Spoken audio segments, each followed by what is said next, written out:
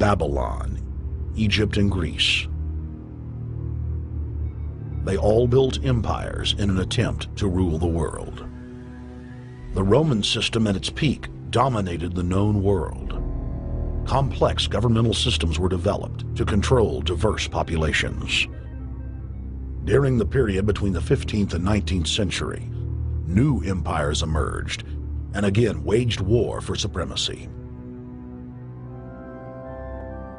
The nobility, as well as the thriving merchant class, were financed by a handful of private banks. Many of the great money houses would hedge their bets and finance both sides of a war. Sophisticated intelligence-gathering networks gave the financiers a clear edge over the governments they were slowly gaining control of.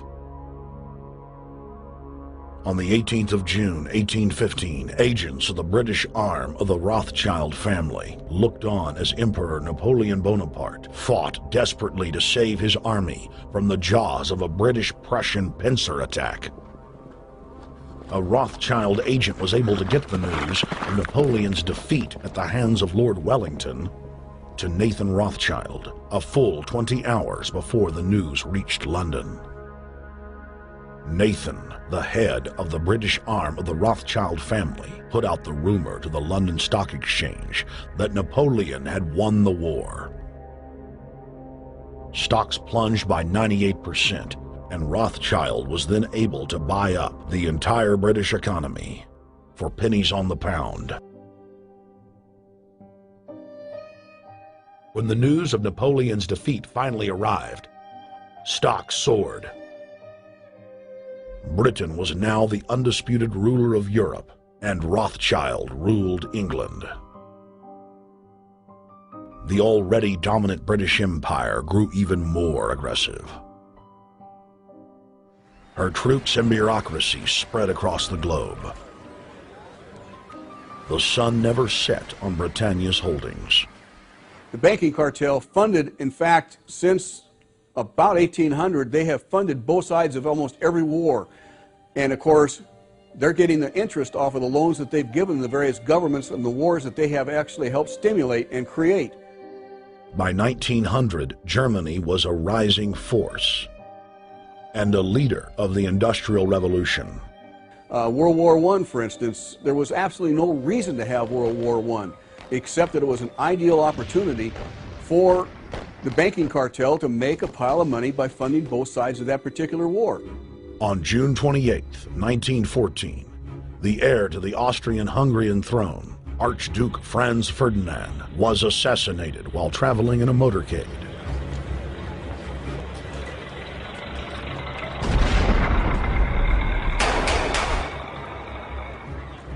The Black Hand, a Serbian secret society with connections to French and British intelligence, took credit. World War I had begun.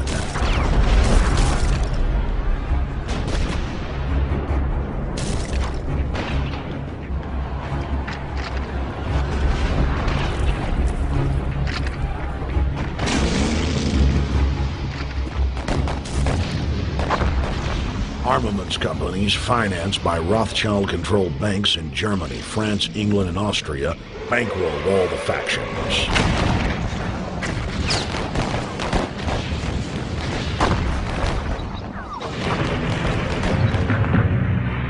At least 20 million were killed in the war. It was a conflict so terrible the people vowed to never fight again. They dubbed it the war to end all wars. Question is, why did they want war? Well, first of all, is money and power. But secondly, they wanted to create the League of Nations. They had this in their plans all along, and as a consequence, once the war was over or about to be over, they began to formulate this idea of a League of Nations, so this would never ever happen again. Hundreds of years of practice made the British experts at hiding their empire behind puppet governments and councils. In the name of stopping all future conflicts, they proposed that countries would join a League of Nations. Their true intention was for the League to serve as a framework for world government. President Woodrow Wilson, who had spearheaded the establishment of the private Federal Reserve System in the United States in 1913, strongly supported the establishment of the League of Nations. Woodrow Wilson was a very naive president. He was basically a college professor that was grafted into this whole system. The League convened in Paris in 1919, but many nations recognized it as a threat to their sovereignty and refused to join. Frustrated by the U.S. Congress blocking the League of Nations, British intelligence, with the help of the Rockefeller family, set up the Council on Foreign Relations in New York City in 1921. The council recruited the best and brightest of American life to support the growth of the Anglo-American Empire. The CFR's stated mission is to abolish all nation-states in favor of an all-powerful world government administered by a tiny elite. By 1930, the promoters of world government had split into two interlocking camps: the Fabian socialists centered in London, and the fascist based in Italy and Germany. National Socialism will use its own revolution for establishing a new world order. Adolf Hitler. Supporters of the fascists in the United States and England believed that the military should be used to quickly transform the world into a new world order, while the more sophisticated practitioners of globalism stated that incrementalism was the sure path to world domination. Congressional Medal of Honor winner Major General Smedley Butler went public in 1934, exposing an attempt by the robber barons to launch a military overthrow of the United States. The war hero testified to the McCormick-Dickstein Committee in Congress that some of the most powerful men in America had tried to recruit him to lead a military coup so they could set up National Socialism in the United States.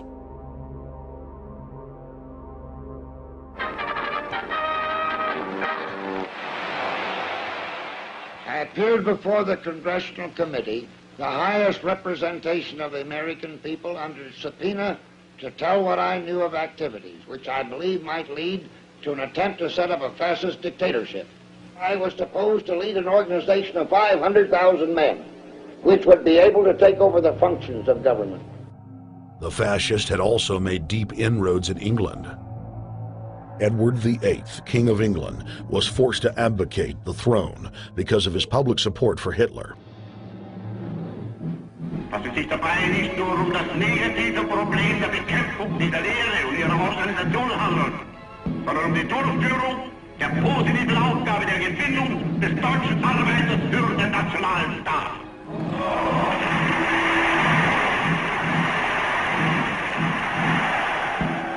Though the German-led fascist camp was strong, the Fabian Socialist bloc was able to maintain control of the U.S., Russia, and England.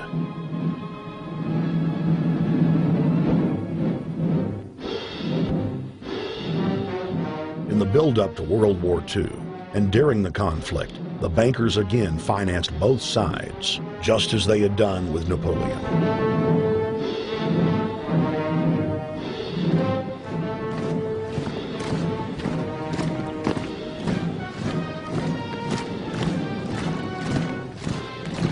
With the rise and fall of the Third Reich, Europe lay in ruins.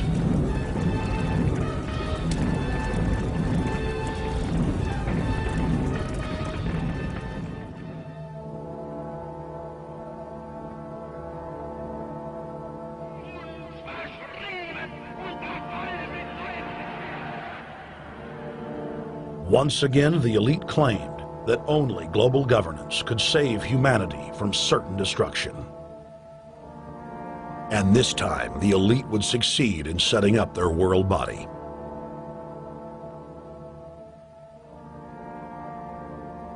In April of 1945, at the Presidio Naval Base in San Francisco, the United Nations was founded by the victors of World War II. The United Nations complex was then built in New York City on land donated by John D. Rockefeller. Shortly after the elite established the United Nations as their base in the United States, the newly formed World Council quickly began work on the next phase in their plan, the incremental formation of continental superstates. The first step in their trilateral plan was the creation of the European Union. Unifying Europe had been tried many times and was extremely unpopular. Where Napoleon and Hitler had failed to accomplish their goals using force, the globalists would succeed using stealth. The British spearheaded the formation of the Council of Europe on May 5, 1949. The Treaty of London claimed to only establish trade ties between European nations, like NAFTA or GATT in North America. Its true intention was the formation of a European superstate.